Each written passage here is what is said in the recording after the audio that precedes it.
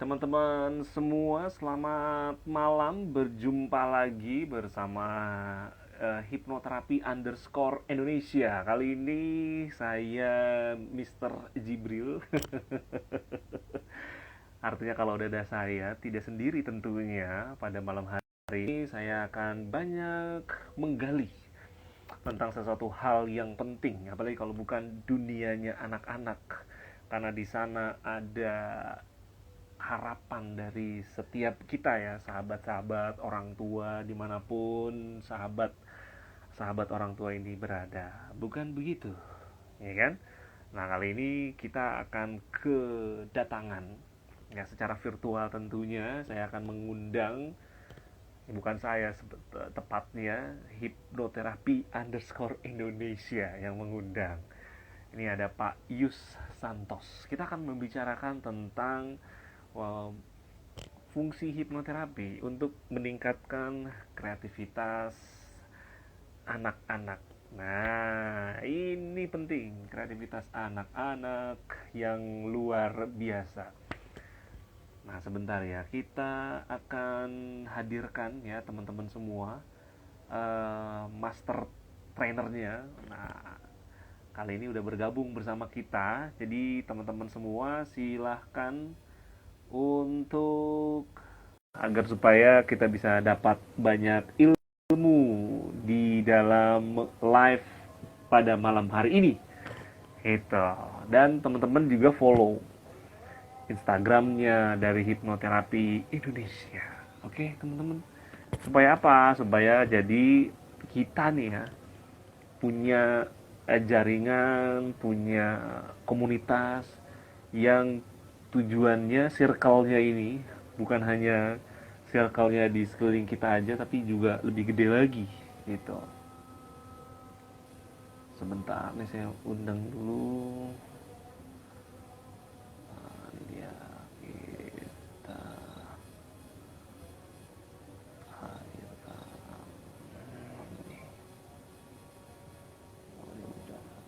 Oke, tinggal kita nunggu nih teman-teman gitu ya. Nanti apa kaitannya segala macam ini kan banyak nih. Nah, kalau buat sahabat-sahabat semua, sahabat-sahabat orang tua dimanapun berada, anak adalah seluruh keinginan orang tua itu adanya di anak nih. Semisal kayak kita kan pengen kelihatan, bukan hanya kelihatannya loh ya, tapi memang sejatinya si anak ini kita pengen lihat dia lebih kreatif, lebih pintar kan gitu ya. Makanya banyak hal yang kita lakukan, banyak hal yang kita coba untuk mereka semua. Dan yang salah satu yang penting juga adalah bagaimana membuat mereka ini jadi kreatif. Nah, cara-cara seperti apa? Nah, ini yang akan kita bicarakan pada malam hari ini. Ya, teman-teman. Hmm,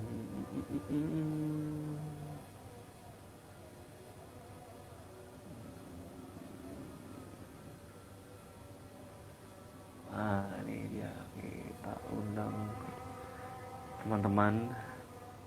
Nih masih saya sendiri nih di sini nih. Jadi kalau buat teman-teman yang belum mau follow, silakan follow Hipnoterapi underscore Indonesia. Karena bukan hanya ada live rutin setiap hari Minggu malam gitu ya. Kita juga punya banyak hal yang kita, dari mulai posting hal-hal yang berhubungan secara langsung dengan keilmuan dari hipnoterapi, agar supaya, nah, kita udah ketemu dengan Pak Yus. Halo Pak Yus. Halo, selamat sore. Luar biasa. Saya dengan Jibril, Pak Yus. Pak Yus. Oke, Kak Jibril. Iya. Iya. Saya manggilnya apa nih enaknya nih? Bapak aja lah ya, nggak apa-apa ya. Bro juga boleh, Yus juga Wih, boleh. sedap. Kak Yus juga Saya, boleh, apa saja boleh. Apa aja boleh. Oke, ini kita ngomongin sesuatu yang paling ditunggu oleh semua orang tua. Karena ngomongin sesuatu yang penting ini, kalau saya secara apa namanya, secara pribadi gitu kan, menginginkan gitu. Yang namanya anak-anak tumbuh kembangnya itu penuh dengan kreativitas. Nah, terus hubungannya apa nih, Pak Yus, dari hipnoterapi atau sebelumnya kita sebelum jauh ke situ, ini kegiatannya apa Pak Yus selama ini? Lama pandemi. Iya. Bentar, suaranya Mas Oke. Jibril kecil di sini. Kurang. Oh gitu. Kurang Ah, ini. itu lebih Cek. lebih bagus, lebih Oke, keras. siap. Berarti saya mesti mesti deketin nih. Oke.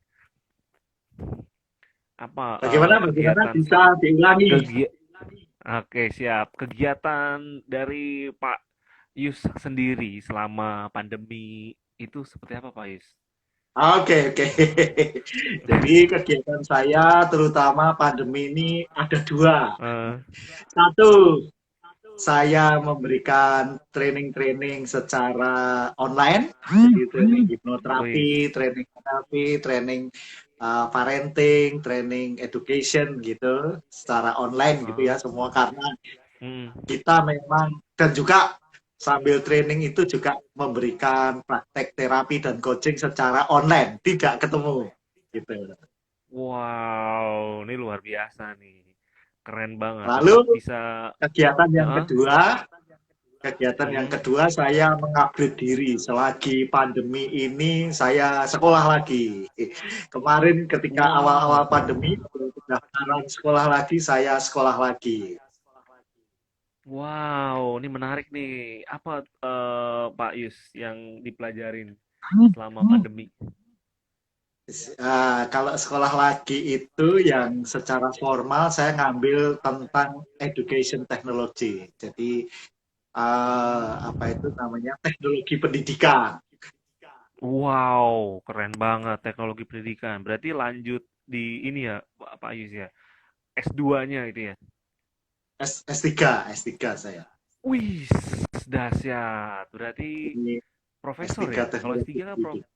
profesor berarti Enggak, ya. doktor, doktor kalau lulus Oh, nanti. doktor. Oh, Ya, doktor. Nah, berarti hari ini, malam hari ini saya merasa sangat-sangat terhormat karena berbicara langsung dengan profesor.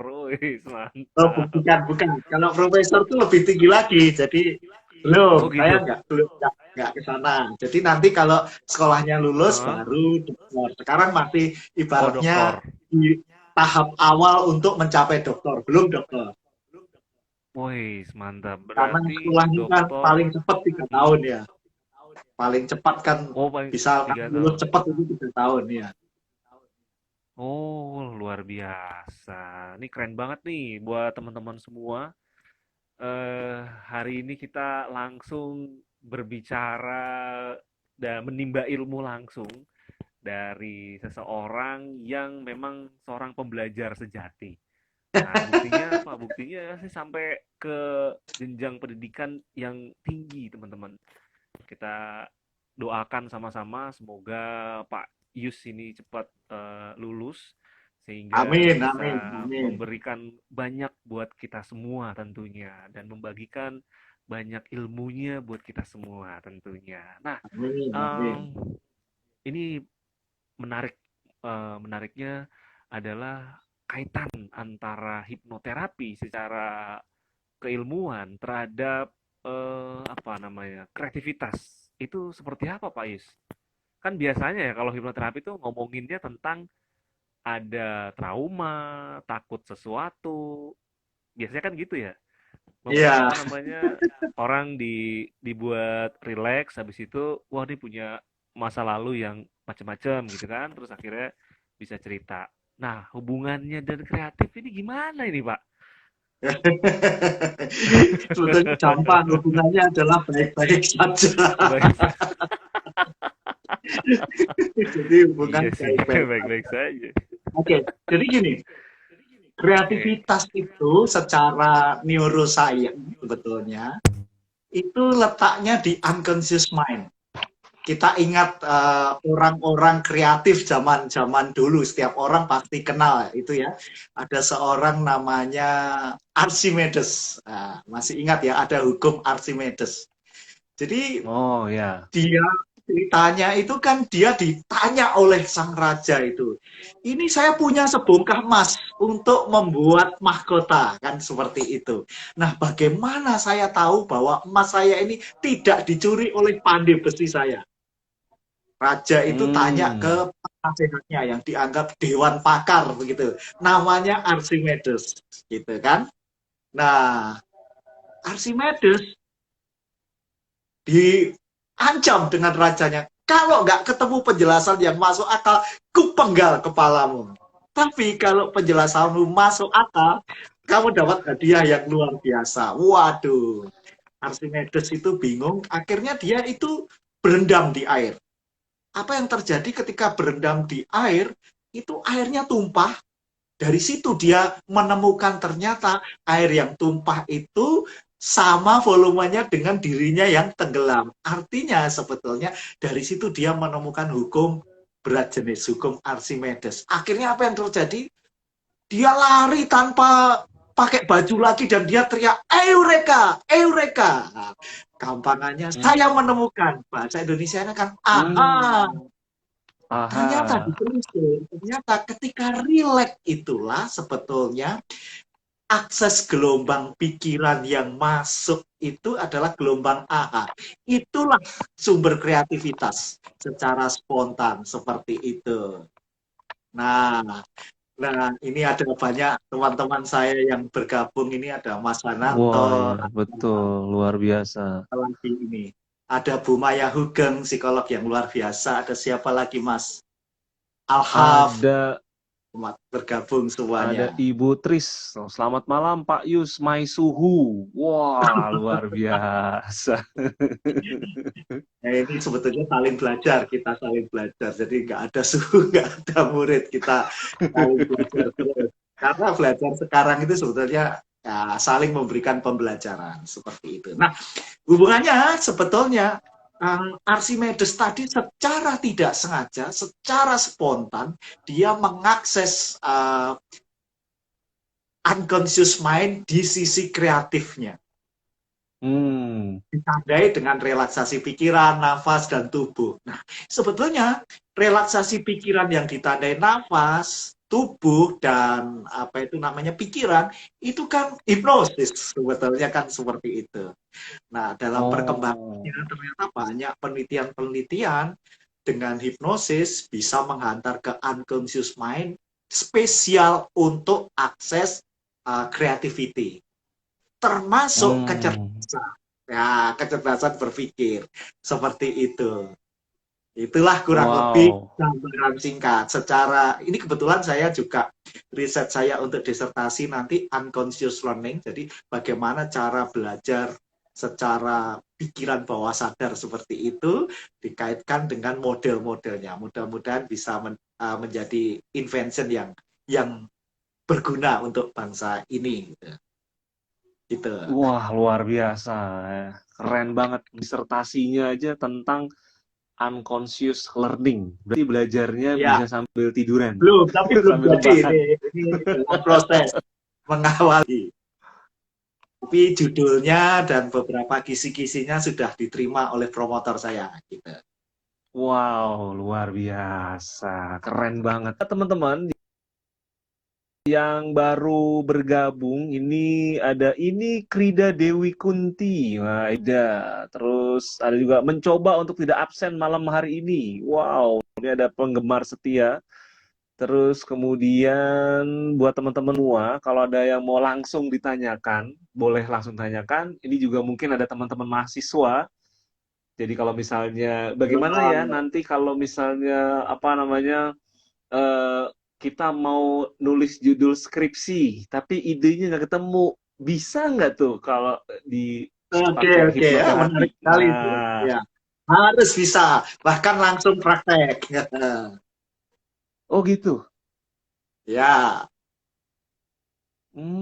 Gimana tuh Pak Yus praktek dalam prakteknya? Artinya untuk bisa mendapatkan ide untuk judul atau ide untuk memulai sesuatu. Ya walaupun ini agak melenceng dari tema ya. Tadi kan tema kita kan anak-anak nih.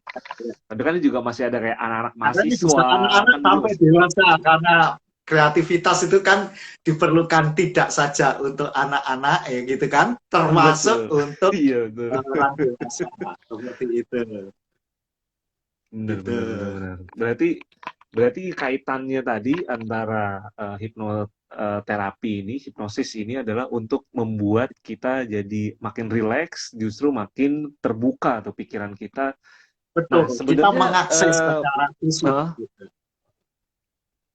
ke mengakses secara fungsi khusus. kreatif kita. Ya, seperti itu. Hmm. Nah, Hampir kalau semua buat ilmuwan, anak-anak ya, ya, saya lanjutkan dulu, hampir semua iya, ilmuwan-ilmuwan boleh, besar, boleh.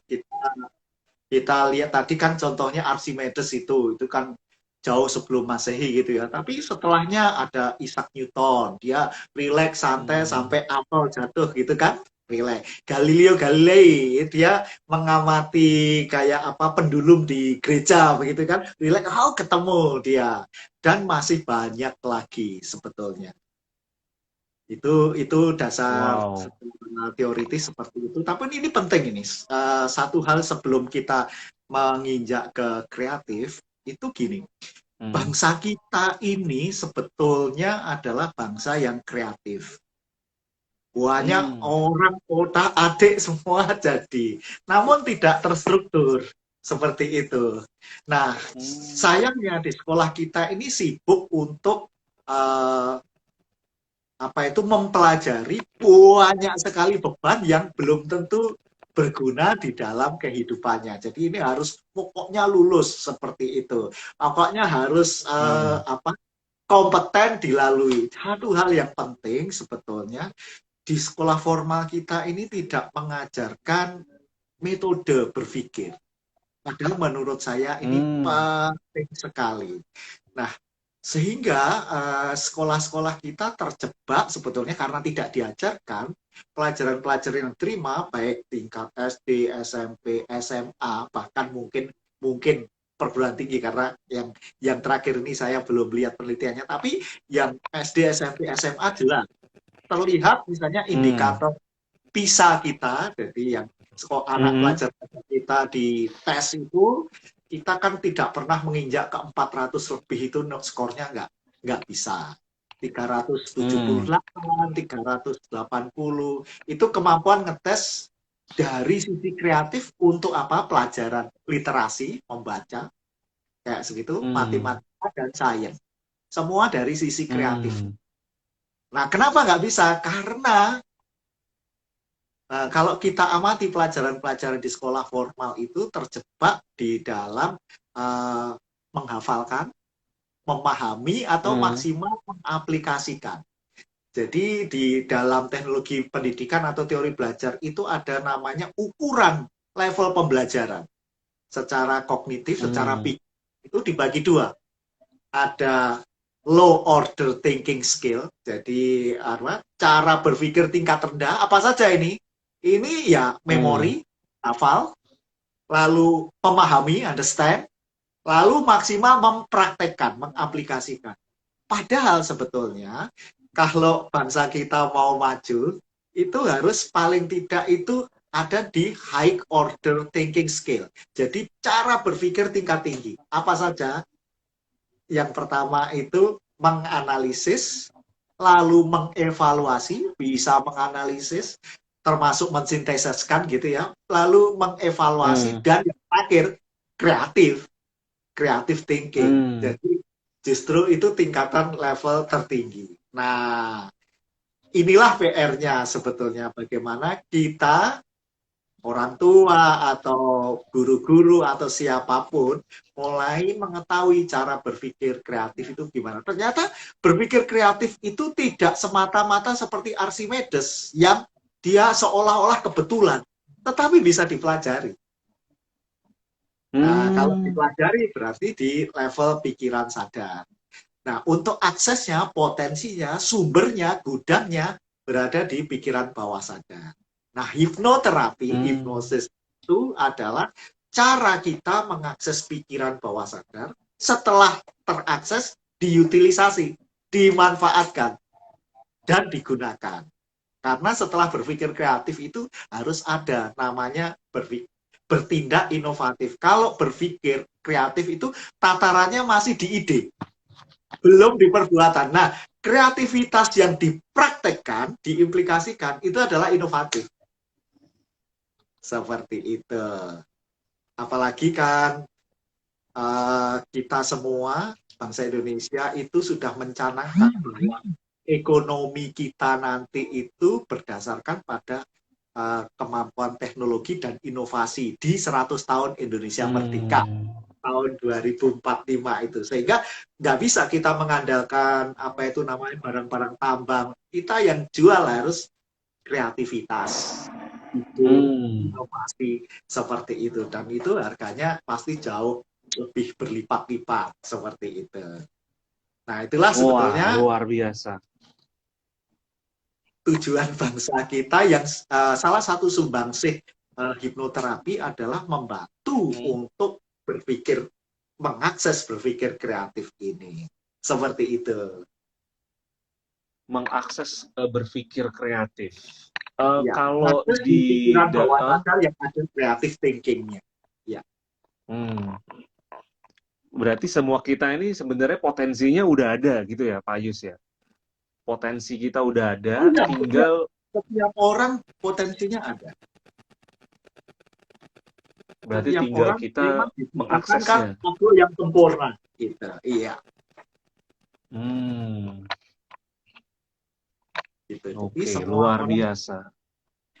termasuk Nah, pengalaman-pengalaman kita itu di praktek, baik yang sebelum pandemi maupun pandemi ini, kita banyak membimbing orang-orang yang kesulitan belajar. Kesulitan belajar bagaimana, termasuk kesulitan berpikir kreatifnya. Itu ternyata bisa dilatih. hmm, Gitu. Ketika tahu caranya. Intinya itu saja. nah ini ada pertanyaan nih dari Bu Dwi yang tadi. Silahkan. Eh, saya juga jadi sulit nih Pak Yus. Tesis saya maju mundur, judulnya belum menemukan AHA. Temanya udah dapat, tapi belum yakin. Bagaimana ya biar yakin dengan Oh ya. judul self hypnotherapy? Oke. Jadi bagaimana supaya yakin? Jadi intinya nomor satu, Hmm. otak itu harus dibenahi dulu dari hal-hal yang tidak membuat kita maju. Biasanya keyakinan Hmm. atau tidak itu nunggu sempurna. Haha, ini penyakit pertama. Menunggu sempurna dulu, baru bisa maju. Atau menunggu mood dulu, baru maju. Nah, ini nanti ini yang menghambat. Ini yang menghambat. Langkah Hmm. pertama adalah lakukan dulu. Langsung yang ada ide keluarkan dulu. Nanti setelah Hmm. dikeluarkan, maju baru diperbaiki. Nah, itulah proses yang baik sehingga nanti ketika wah idenya buntu, hipnoterapi pakai relaksasi pikiran, relaksasi tubuh, dan relaksasi nafas, misalnya lewat hipnoterapi bisa membantu untuk Hmm. mendorong. Oh, kok buntu, apa ya yang harus diambil, apa ya, apa itu, ahanya akan keluar. Namun untuk menuju aha, kayak Socrates, Aristoteles tadi kan juga, waduh ini taruhannya kepala melayang ini kalau nggak ketemu, ya kan? Loh, sambil terus dia melayang, nah, sama juga. Ibaratnya di pikiran kita ini bekerja secara behavioris, jadi bertindak ketika mendapatkan nikmat atau bertindak karena mendapatkan pain atau kegaenaan yang nemen, itu yang membuat kita bertindak. Pain and pleasure dipasang dalam diri kita sehingga mau nggak mau bertindak. Seperti itu. Nah, setelah Nah, itu dia.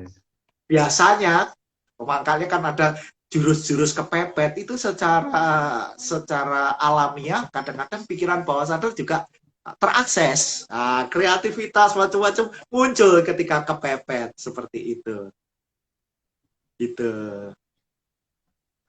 Nah, Oke, siap. Oh, kata Bu Dwi, oke, siap. Luar langsung biasa. ini Memang di mana ini? berarti Bu Dwi Langsung. juga lagi nulis ini ya, tesis. Luar biasa nih, Bu Dwi. Kita semua sama-sama mendoakan semoga lulus dengan nilai yang terbaik. Nah, berikutnya Bagus. Pak, ini kan Ya, kita semua sedang mengalami yang namanya pembelajaran lewat jarak jauh. betul. Terus di situ juga kita ada kekhawatiran tentang loss learning, Ya, kehilangan keterampilan belajar, ya, kehilangan kemampuan untuk belajar karena selama ini hanya lewat jarak jauh. Karena ada beberapa pembelajaran yang memang harus tatap muka. Nah, ya. ini gimana menurut pandangan dari Pak Is ini seperti apa? Dan bisa nggak hipnoterapi ini digunakan untuk semisal ada anak-anak yang merasa, aduh bete nih belajar, pasti kan ada efek kan dari jarak jauh yang sudah selama setahun lebih, sehingga kreativitas mereka juga jadinya ya stuck aja gitu, diem aja di situ. Nah, ini gimana nih Pak Payus? Ya, inilah keprihatinan kita semua gitu ya akan apa Hmm, itu loss of education. Jadi karena kita berkurang belajar, tidak hanya itu saja sebetulnya penelitian yang dilakukan Lemhanas yang hmm, mengacu pada beberapa penelitian dari UNDP bahwa hmm, anak-anak Indonesia sebetulnya dibandingkan dengan apa itu negara-negara lain, meskipun pendidikan dasar dan menengah itu 12 tahun, kita ini menempuh setara rata-rata 7,8 tahun. Ini sebelum pandemi. Ini penelitiannya ada yang kemarin itu dipublikasikan oleh Lemhanas. Nah, itu memprihatinkan. Nah, apalagi sekarang dengan online training ini. Nomor satu sebetulnya, hmm, sebetulnya kenapa online learning itu tidak menarik? Padahal sebetulnya kalau dilakukan dengan sangat bagus, itu justru sangat menarik. Di masa pandemi ini saya bisa belajar mengakses di berbagai universitas top di dunia ini hanya berbekal handphone atau laptop, berbekal internet dan dapat ilmu-ilmu yang sangat luar biasa. Nah, sekarang ini hmm, zamannya istilahnya ubiquitous dan seamless learning. Ini dipelajari dalam teknologi pendidikan. Jadi sebetulnya di mana saja, kapan saja, siapa saja bisa belajar. Nah, hmm, sayangnya kayak yang sekarang pembelajaran-pembelajaran online di kita ini tidak disusun desain instruksionalnya, desain pembelajarannya dengan bagus. Sehingga anak ya bosen, seolah-olah kayak ceramah saja. Sedangkan sumber-sumber hmm, belajar yang ada tidak disediakan oleh gurunya. Ya ini penting sekali sebetulnya guru memahami desain instruksional atau desain pembelajarannya. Karena pembelajaran online itu tidak semata-mata memindahkan di ceramah masuk Zoom begitu saja misalnya. Tidak semata-mata itu. hmm. Lalu ada desainnya, ada modelnya yang membuat tiga hal harus menjadi tujuan umum belajar. Pembelajaran harus menjadi efektif, pembelajaran menjadi efisien, dan pembelajaran menarik. Nah, ini yang kadang yang menarik ini dilupakan oleh desainer-desainer pembelajaran atau guru-guru karena tidak mendesain dengan baik seperti itu. Efektif ya, wes efektif. Paling enggak tidak perlu kemana-mana. Jamnya Iya. yang biasanya 8 jam, di 3 jam paling belajar sehari seperti itu. Padahal sebetulnya ketika dengan online ini, dengan ubiquitous learning seperti itu ya, situasi di mana kita belajar manapun, kapanpun, namun sumber belajarnya juga harus disediakan. Kadang-kadang kan ketika ngomong anak plonga-plongo karena sebelumnya tidak disediakan sebelumnya. Nah, seperti itu. Hmm, Nah, padahal kalau sudah disediakan akan sangat bagus. Karena pembelajaran masa depan sebetulnya situasinya adalah learning, online learning ini. Semua kita era hmm. digital. Jadi ini Hmm. sebetulnya bangsa Indonesia dan seluruh dunia ini juga blessing in disguise. Karena apa Hmm. itu namanya? Karena pandemi ini justru model-model pembelajaran online semarak di mana-mana, kepaksa. Padahal sebetulnya Hmm. dari awal itu harus sudah ada seperti itu. Jadi sudah ada pembelajaran online learning itu harus terus. Sebentar ya. Sebentar, sebentar, Hmm. sebentar. Hmm. Ada Siap, siap, siap. ada kesalahan teknik dulu. Oke. Okay. Jadi sebetulnya saya ulangi lagi, pembelajaran-pembelajaran online berbagai macam itu sebetulnya sudah disiapkan oleh ahli-ahlinya sejak jauh sebelum pandemi. Beberapa sekolah-sekolah yang bagus itu sudah Hmm. melakukan pembelajaran-pembelajaran ini karena fungsi kreatif dan sebagainya bisa sangat tertata dengan model pembelajaran ini. Ibaratnya kalau ada Profesor Eko Indrajit itu bilang ada namanya temus model tradisional, lalu menginjak ke T-nya tradisional, E-nya e-learning, jadi pakai apapun yang elektronik gitu ya. MUS, M-nya itu mobile learning, lalu MUS, U-nya ubiquitos yang belajar dari manapun, kapanpun, dimanapun, alat apapun, oke. Dan terakhir seamless learning. Seperti inilah. Ini semua sebetulnya sudah jauh disiapkan. Ahli-ahli kita ini banyak sebetulnya.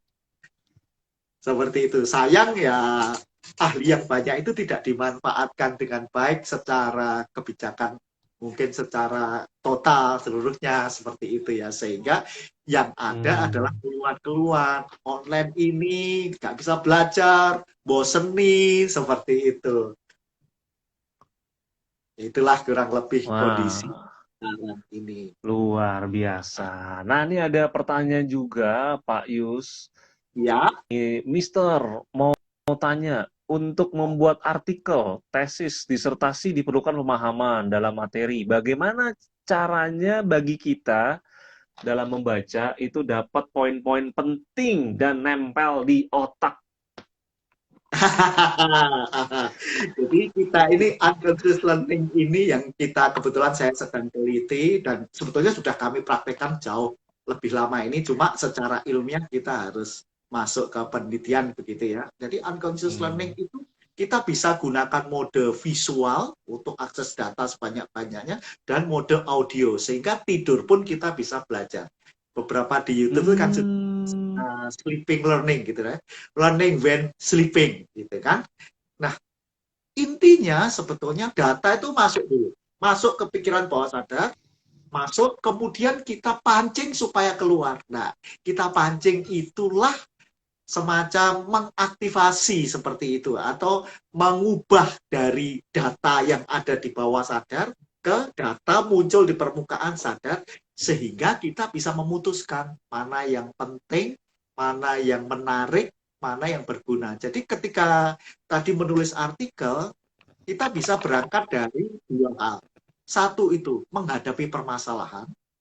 Permasalahan dipecahkan dengan cara apa? Nah, hal-hal yang berkaitan dengan pemecahan masalah, itulah poin-poin pentingnya. Ya kan? Hmm. Yang kedua adalah, kalau tadi berangkat dari permasalahan, sekarang berangkat potensi.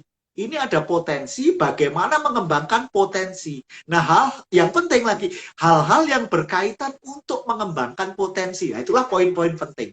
Itu saja, pasti jadi artikel. Lalu tulis saja, jangan diedit dulu. Tulis keluar apapun, salah-salah, tulis jadi selesai. Setelah ditulis baru mau lakukan editing, diseleksi lagi. Nah, itu Hmm. biasanya akan jauh lebih. Itu pengalaman pribadi kami ketika menulis beberapa buku seperti ini. Tahun ini kita terbit 2 buku tentang neurolinguistic programming. Sebelum-sebelumnya juga sudah ada beberapa. Ya, salah satu caranya model menulisnya seperti itu. Wah, Jadi luar begitu. biasa. Ada lagi Nah, buat eh, ya, silakan. pertanyaannya, pertanyaan belum ada, tapi saya mau sapa-sapa dulu buat teman-teman semua, buat yang sudah hadir nih. Ada banyak teman-teman yang dari awal menyaksikan, terus kemudian teman-teman, saya tidak lupa untuk menyampaikan lagi ya, untuk share sebanyak-banyaknya ini, apa, live ini atau Instagramnya di follow, Instagram hipnoterapi_Indonesia. Nah, agar supaya kita makin terhubung dengan master-master di bidangnya masing-masing. Nah, kali ini kita sedang membicarakan tentang kreativitas yang hubungannya baik-baik saja dengan hipnoterapi. Betul. Bersama calon doktor. Wah, ini saya mesti membiasakan Amin. nih untuk apa namanya, untuk bilang Pak Doktor Ah, itu Yus. nggak perlu Wah, sebutan. luar. Itu panggil saja seperti biasa. Itu kan cuma Oh, cuma pembelajaran. Jadi iya. nggak penting gelar-gelar, menurut saya justru sebetulnya yang penting adalah isi pembelajarannya seperti itu. Nah, kita Wis, kembali mantap. kalau belum ada Menarik. pertanyaan. Jadi hipnoterapi Boleh, boleh. itu bisa membantu apa itu namanya mengakses kreativitas dan juga fungsi-fungsi luhur untuk kecerdasan. Kita bicara kalau kecerdasan itu anu ya, multiple intelligence. Menurut Howard Gardner itu kan Hmm. banyak macam-macam kecerdasan. Kita nggak bahas seperti itu. Namun Hmm. Mas dengan masuk relaksasi dan meniatkan untuk mengakses sisi kreativitas kita, dibiasakan tuh cara yang pertama melakukan self hypnosis ya. Caranya rileks, tenang, niatkan aku atau saya mengakses fungsi kreativitas saya. Karena kreativitas itu sebenarnya kalau di neurolinguistic programming adalah state yang bisa diakses. Hmm. Cara yang lain adalah melalui Disney Creative Strategy gitu ya, atau strategi Genius, atau banyak lagi teknik-teknik di dalam neurolinguistic programming.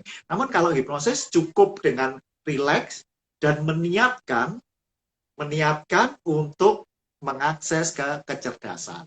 Itu cara yang pertama, cara yang paling mudah. Sebetulnya ada cara yang paling mudah lain.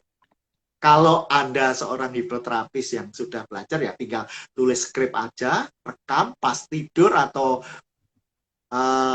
membuat keadaan rileks sendiri untuk mensugesti selalu terakses ke kondisi kreatif. Itu juga bisa membantu. Kalau gimana bingung macam-macam, nah, udahlah cari hipnoterapi yang sudah punya audionya yang bisa membantu Anda masuk ke kreativitas. Termasuk kreativitas misalnya berbahasa asing, kreativitas untuk menulis artikel atau menyelesaikan tesis tadi seperti itu. Nah, Hmm. itulah apa itu namanya dua cara yang mudah, self hypnosis.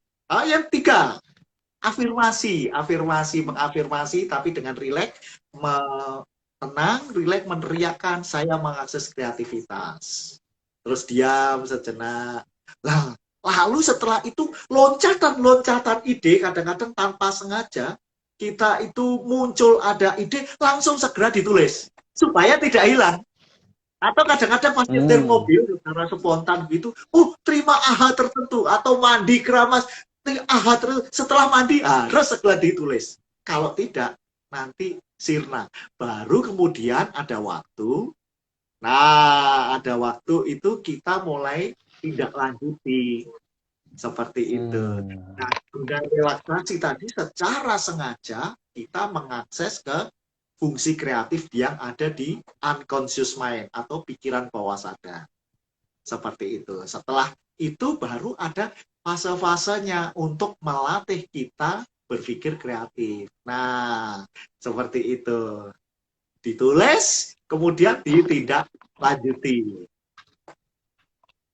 Itu kurang Nah, lebih. berarti berarti semua itu bisa dipelajari gitu ya, Pak Ayus ya. Semua Betul, hal ini bisa dipelajari dan semua orang bisa betul, menguasai ini. Ya, betul. artinya relaksasi tadi, terus menggunakan cara-cara tadi, atau yang paling gampang adalah ya tinggal datang aja, atau eh, mungkin konsultasi gitu ya. Terus Ya, kalau misalnya yang lebih asiknya lagi adalah kalau memang hipnoterapisnya itu sudah punya audio bentuknya yang tadi, yang skrip kata-kata betul. tadi, yang powerful sehingga kita bisa selalu mengakses kondisi kreatif. Nah, pertanyaan saya penasaran. Penasarannya gini, apakah orang-orang yang kita sebut kreatif sekarang di dunia, ya misalnya kayak Elon Musk gitu ya kan, dia sampai punya visi untuk ke Mars segala macem. Ya, Bahkan pada sebuah apa ya wawancara kan dia juga punya apa namanya punya sosok idola. Tapi ya, sosok idolanya juga nggak menyetujui tuh tentang ide visinya dia, termasuk kayak Bill Gates segala macam. iya. Nah, orang-orang kayak begitu, apakah dia secara sadar sudah bisa mengakses itu tanpa belajar hipnoterapi, atau dia tahu ilmu hipnoterapinya? Kira-kira kalau sepengamatan dari Pak Yus ini seperti apa orang-orang yang kita anggap sebagai orang kreatif di dunia? Oke, hipnoterapi ini bukan obat dewa. Jadi ibaratnya bukan ilmu dewa yang ini selesai dengan semua. Wah, di dunia ini banyak ilmu-ilmu yang lain Eh, yang secara spontan maupun yang secara sengaja untuk mengakses kreativitas. Namun, hmm, apapun caranya sebetulnya, kalau diteliti dengan istilahnya CT scan atau apa imaging yang ada di otak itu, apapun hmm, caranya mengakses gelombang yang sama, yaitu gelombang AHA, gelombang kreativitas yang sama. hmm, Seperti itu. Nah, dengan adanya neurolinguistic programming, kita berterima kasih karena dengan neurolinguistic programming itu ilmu apa saja di model bisa. Jadi selalu hmm, kreativitas itu selalu ada strateginya, ada hmm, urut-urutannya, ada caranya. Contoh misalnya, Anda mengakses cara berpikirnya Elon Musk, Anda akses urut-urutan sama, belief-nya sama, apanya ibaratnya di model. Kurang lebih ada hmm, banyak hal-hal yang cara berpikir Anda sama. Itulah yang hmm, ditanyakan kepada jandanya Walt Disney ketika dia ditanya, wah pasti apa itu namanya sayang ya ketika sekarang ini Walt Disney sudah nggak ada ketika hmm, Disney Group itu semua sudah keluar. Dia nggak bisa menyaksikan kesuksesan yang luar biasa. Apa yang hmm, dikatakan istrinya? Kamu keliru. Dia sudah hmm, melihat ini jauh sebelum jadi. Artinya seperti hmm, berpikir visioner, imajinatif. Inilah mengakses sisi kreativitas. Contoh cara lain mengakses kreativitas adalah metode berpikir lateral. Menurut hmm, Edward Bono itu ya, kita ada seven head thinking gitu. Jadi 7 topi itu kan ada ketika kita masuk satu akses adalah akses kreativitas. Walt Disney cara berpikirnya itu akhirnya dimodel oleh pendiri-pendiri NLP akhirnya menjadi Disney Creative Strategy. Kita nggak hmm, ketemu Walt Disney, tetapi mengikuti cara berpikir mengakses sisi kreatif dan sisi kritis dan sisi realita dari Walt Disney. Sehingga kurang lebih kita bisa, pola pikirnya Walt Disney bisa kita terapkan. Seperti itu. Jadi itulah yang luar kita biasa. katakan bahwa semua bisa dipelajari. Seperti itu. Oke. Ini ada pertanyaan lagi dari Doni Putra. Izin bertanya, Silakan. Pak, apakah dengan melakukan self hypnosis mampu Yes. memecahkan mental block? Oke, oke, oke. Jadi mental block itu apa sih? Mental block adalah keyakinan-keyakinan kita yang menghambat, keyakinan yang Hmm, keliru yang menghambat kita mencapai tujuan. Nah, biasanya untuk mencapai tujuan itu kita butuh kreativitas strategi atau cara atau metode untuk mencapai tujuan. Nah, ini dihambat oleh apa? Kepercayaan-kepercayaan yang keliru. Nah, ini mental hmm, block. Nah, hipnosis sebetulnya juga bisa. Self hipnosis bisa. Keyakinan yang tiru masuk relaksasi yang ku ganti yang benar seperti ini. Nah, seperti itu. Makanya eh, mental block sangat mudah dengan hipnosis ya. Itu cara yang pertama lakukan self hipnosis sendiri. Cara kedua ya pakai audio yang sudah jadi atau konsultasi ke orangnya seperti itu. Cuma sekarang hmm, ini COVID ini kan banyak hipnoterapi yang menghindari ketemu langsung untuk kesehatan bersama gitu ya sekarang Hmm. ini. Nah, itu ya udah model-model online, konsultasi online itu bisa. Intinya sebetulnya jenius itu atau kreativitas itu adalah soal bagaimana kita tahu caranya terhadap sesuatu.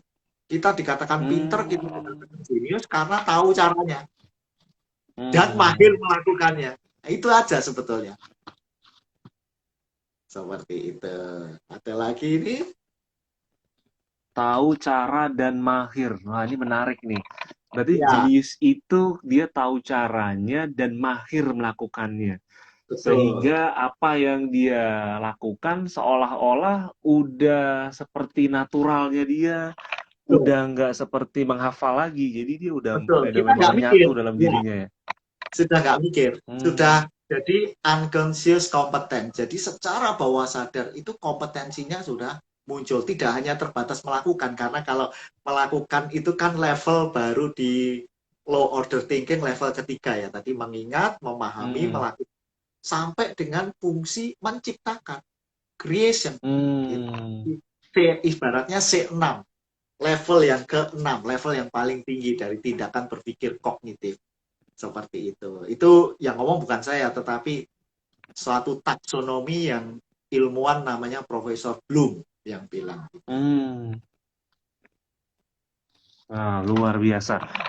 Pak Yus, ini kan Ya, kita berbicara tentang kreatif, tadi kaitannya dengan low order thinking dan high order thinking. Di mana yes. kalau tadi mengutip dari pernyataan dari Pak Yus, kita ini kebanyakan terjebak dalam tanda kutip ya kan, di pemikiran low order thinking nih, berpikir Yes. di level yang masih bawah gitu. Ya, Nah, salah satu eh, cara agar supaya kita bisa mendorong, misalnya kalau kita ini sebagai orang tua di rumah, itu ya. seperti apa menurut Pak Yus yang bisa kita lakukan nih sebagai orang tua di rumah untuk bisa mendorong anak-anak ini dari low order thinking menjadi high order thinking? Yes, betul. Jadi Hmm. nomor satu itu memang ini keprihatinan yang kita amati dari dunia pendidikan terhadap orang tua maupun anak-anak. Ketika ulangan yang bingung apa tes itu yang bingung orang tuanya, sibuk mencari jawaban, membuat jawaban yang benar untuk anak-anaknya supaya apa selamat. Nah, ada Hmm. yang jauh lebih penting. Nah, itu selamat ujian itu kan ujian banyak menghafalkan atau paling banter mengaplikasikan, iya kan? Nah, padahal Hmm, masih betul. dibutuhkan banyak lagi di luar itu. Bisa mengevaluasi, bisa mengkritisi, bisa mengkreatifkan. Nah, orang tua sebetulnya bisa berfungsi sebagai di dalam teori belajar itu namanya ada scaffolding. Scaffolding itu kalau insinyur-insinyur bangunan mau bangun gedung tinggi, Hmm. itu kan ada tangganya supaya tukang-tukang naik tangga itu kan. Demikian juga ketika Hmm. mengakses ilmu pengetahuan termasuk kreativitas, orang tua setidaknya itu berfungsi sebagai scaffolding itu yang membantu anak menjangkau kemampuan lebih tinggi. Proses berpikir tadi ada yang rendah supaya bisa naik. Nah, orang tua menyediakan tangganya supaya anak naik levelnya berpikirnya. Contoh misalnya ketika anak diajari apa itu namanya hukum Archimedes yang tadi ya berat jenis tadi Hmm. kaitannya dengan sehari-hari itu apa? Nah, itu mengaplikasi. Setelah itu, setelah mengetahui itu, kira-kira kamu bisa membuat apa?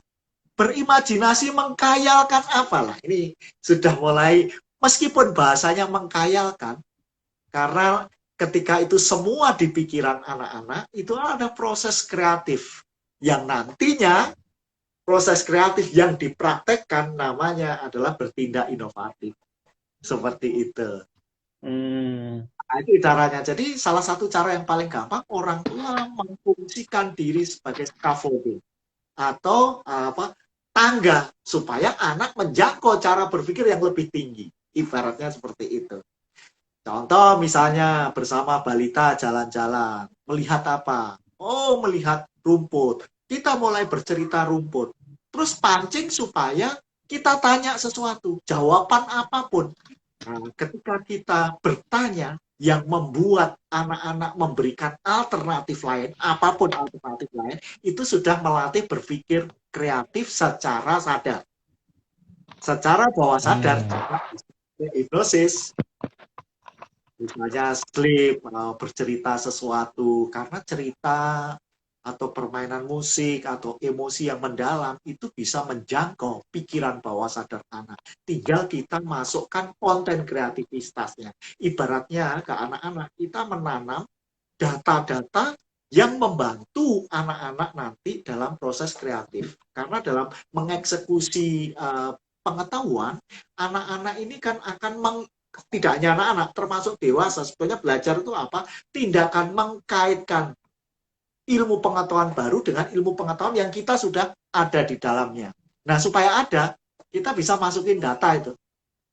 Seperti itu. Sehingga nanti Hmm. keterampilan mengelola data, mengolah, dan macam-macam mencari, mengkaitkan, menghubungkan, mengcreate, itulah tindakan-tindakan berpikir tingkat tinggi.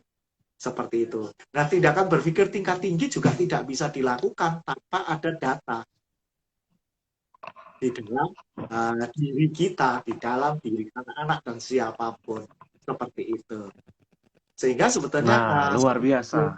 Keren. ya, unconscious learning itu masukkan data yang sebanyak-banyaknya, lalu ada metode, masukkan data bisa lewat visual, bisa lewat audio.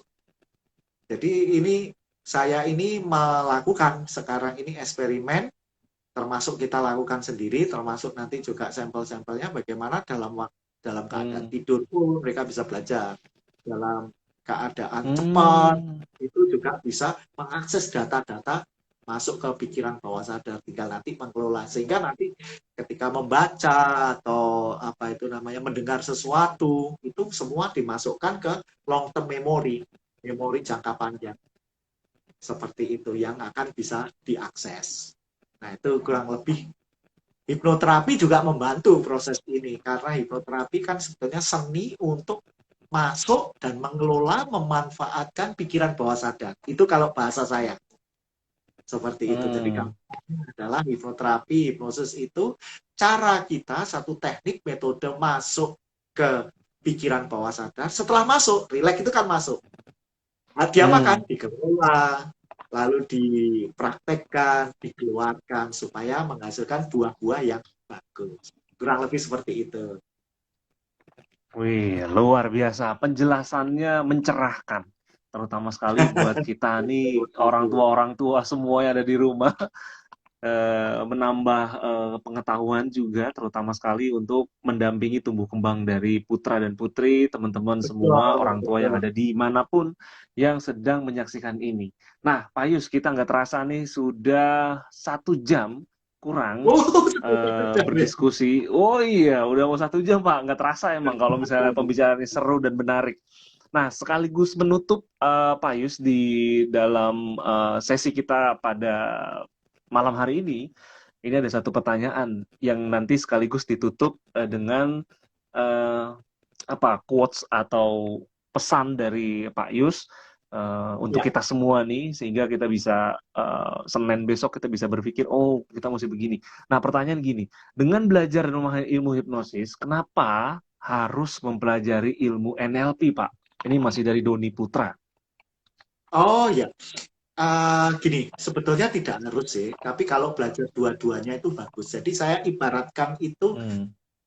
apa sih hipnoterapi, apa sih hipnosis? Ibaratnya kita belajar Hmm. kungfu atau pencak silat. Ya, gampangnya pencak silat lah, gampang. Atau kungfu lah, itu kan Hmm. sehari-hari kita pakai. Hmm.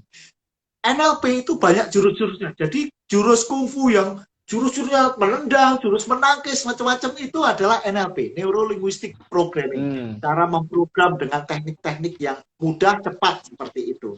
Namun, Hmm. kalau tenaga dalamnya, kekuatannya, chi-nya, itu ibaratnya di kungfu itu kan ada apa itu namanya uh, cikungnya gitu ya, ibaratnya apa itu tenaga dalamnya, Hmm. inner power yang kuat itu, nah itulah hipnoterapinya. Nah cocok yang mana Hmm. tergantung kondisinya. karakteristiknya. Ada yang cocok dengan NLP dengan cepat, ada yang dengan NLP nggak mempan. Karena sekali lagi, tidak ada obat dewa, tidak ada teknik terbaik Hmm. di dunia ini menurut saya. Semua teknik baik dan dia akan menjadi terbaik ketika digunakan dengan cara pas. Nah, sebenarnya kalau saya sarankan kalau mau belajar ya sekalian, ibaratnya mata uang itu, sisi mata uang kan ada dua. Kalau ilmu-ilmu pikiran, Hmm. sebetulnya ilmu pikiran banyak sekali. Tetapi yang paling mudah dan familiar ya hipnoterapi sisi mata uang yang satunya, sisi sebelahnya adalah NLP. Saling melengkapi satu kesatuan. Dahsyat itu. Sama juga saya ketika nanti unconscious learning, saya metodenya pakai apa ya? Dua ini, pakai hipnosis dan pakai NLP. Meskipun masih ada ego state terapi, ada transgeneratif, banyak sekali metode seperti itu. Namun kan kita harus melakukan pilihan. Kalau semua pengen diraih, nggak selesai-selesai nanti. Oh iya betul. Gitu. Jadi Oke, gini, luar biasa. terakhir kalau saya boleh itu potensi Hmm. manusia ini luar biasa dan sekarang bisa dipelajari dengan cara mudah, gampang dan murah. Siapapun bisa belajar itu. Manfaatkan itu. Itu saja.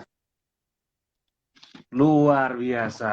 Nah, itulah teman-teman kesimpulannya dari belajar kita pada malam hari ini. Belajarnya singkat, padat, tapi banyak hal-hal yang membuat kita ini tercerahkan dan menginspirasi kita semua. Sekali lagi saya ucapkan terima kasih banyak khususnya pada malam hari ini kepada Pak Yus karena sudah menyediakan banyak waktunya untuk kita, untuk teman-teman semua yang sekarang lagi menyaksikan di Hipnoterapi underscore Indonesia. Dan kemudian saya juga terima kasih kepada teman-teman yang nonton sampai habis, ya, nonton sampai habis dan juga bertanya. Ini luar biasa. Apresiasi kita buat teman-teman semua yang sudah menyaksikan ini sampai habis. Dan tentunya ini nggak cukup ya. Tentunya ini nggak cukup, pasti masih banyak pertanyaan-pertanyaan lain. Nah, makanya itu teman-teman, silahkan follow hipnoterapi underscore Indonesia, follow juga Instagramnya Pak Yus, gitu ya.